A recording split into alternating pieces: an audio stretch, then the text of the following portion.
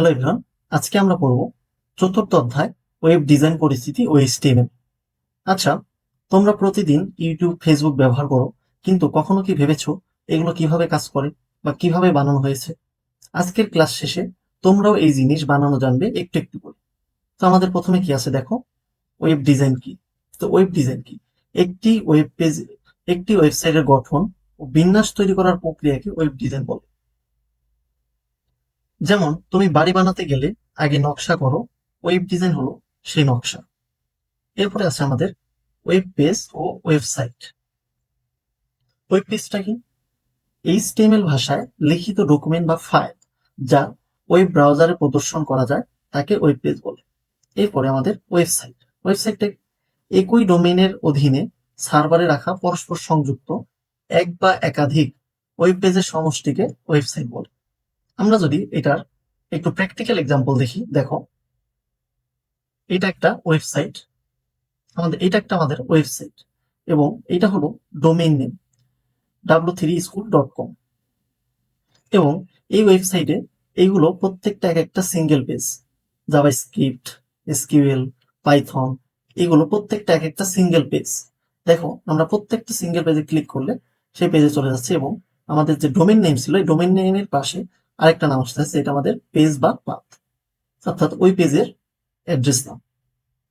এবং এই পুরোটা হলো একটা ইউআরএল, এই ডোমেইন নেম এই পুরোটা হলো একটা ইউআরএল। এবং এখানে যে সিঙ্গেল পেজগুলো আছে এই প্রত্যেকটা পেজের সমষ্টি হলো একটা ওয়েব পেজ, ওয়েবসাইট সরি। তাহলে কি এই পুরোটা একটা ওয়েবসাইট এবং এইগুলো হলো প্রত্যেকটা এক একটা সিঙ্গেল পেজ। তাহলে আমরা কি পড়েছিলাম যে এক বা একাধিক পেজের সমষ্টি হলো একটা ওয়েবসাইট। তাহলে দেখো এইটা একটা ওয়েবসাইট এবং এইগুলো প্রত্যেকটা এক একটা সিঙ্গেল পেজ, এবং এই সিঙ্গেল পেজগুলো এই একটা ডোমেইন নেমের আন্ডারে আছে। তাহলে কি একই ডোমেইন নেমের আন্ডারে এক বা একাধিক পেজের সমষ্টি হলো আমাদের ওয়েবসাইট, এবং এগুলো আমাদের ওয়েব পেজ। আশা করি ওয়েবসাইট এবং ওয়েব পেজ আমাদের ক্লিয়ার হয়েছে। এখন যদি আমাদের ওয়েবসাইট ও ওয়েব পেজের পার্থক্য আসে, আশা করি আমরা সেটা লিখতে পারবো। তো কিভাবে দেখো, ওয়েব পেজ কি? ওয়েব পেজ একটা সিঙ্গেল পেজ, এবং ওয়েবসাইট কি? একাধিক পেজের সমষ্টি। এখানে দেখো একটা উদাহরণ আছে, facebook.com লগইন facebook.com। তাহলে কি facebook.com এটা হলো আমার পুরো ফেসবুক যে ওয়েবসাইটটা আছে সেটা পুরোটা, অনেকগুলো পেজের সমষ্টি। আর এখানে যে লগ ইন আছে এটা হলো শুধু লগ ইন পেজটা। তো ইউটিউবে ফেসবুকে যখন ঢুকবো লগ ইন, তো প্রথমে কি লগ ইন পেজটা আসে, এরপরে আমাদের হোম পেজ, এরপরে আস্তে আস্তে অনেক পেজ, মানে বিভিন্ন পেজ। এখন এই লগ ইন পেজ এটা কিন্তু একটা সিঙ্গেল পেজ, এরকম আরো অনেকগুলো পেজ নিয়ে পুরো ওয়েবসাইটটা তৈরি। তাহলে কি ওই পেজ হলো একটা সিঙ্গেল পেজ এবং ওয়েবসাইট হলো অনেকগুলো পেজের সমষ্টি। আশা করি এগুলো আসলে আমরা পারবো। এরপরে আছে আমাদের ইন্টারনেট, www ও ব্রাউজার। ইন্টারনেট কি? পৃথিবীর সব কম্পিউটার ও নেটওয়ার্কে একটি বিশাল নেটওয়ার্কের মাধ্যমে সংযুক্ত করাকে ইন্টারনেট বলে, অর্থাৎ এটি তথ্য আদান প্রদান ও যোগাযোগের ব্যবস্থা করে। এরপরে আছে আমাদের www। www world wide web, ইন্টারনেটের উপর চালিত একটি সেবা যেখানে ওয়েবসাইট থাকে, টেক্সট, ছবি, ভিডিও সহ বিভিন্ন তথ্য হাইপার লিঙ্কের মাধ্যমে এক পৃষ্ঠা থেকে অন্য পৃষ্ঠায় দেখার সুযোগ। এরপর আমাদের ওয়েব ব্রাউজার।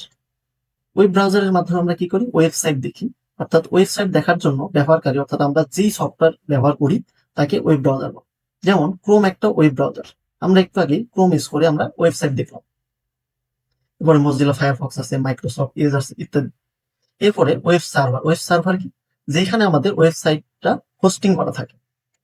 তো ওয়েবসাইটের ফাইল যেখানে সংরক্ষিত থাকে এবং ব্যবহারকারীর অনুরোধ বা রিকোয়েস্ট অনুযায়ী সেই ফাইল পাঠায় তাকে ওয়েব সার্ভার। কিভাবে কাজ করে দেখো, প্রথমে ইউজার ব্রাউজারে কোনো ইউআরএল টাইপ করে সার্চ করলে ব্রাউজার ইন্টারনেটের মাধ্যমে সার্ভারে রিকোয়েস্ট পাঠায়, সার্ভার রিকোয়েস্ট পেয়ে ফাইলটি পাঠায়।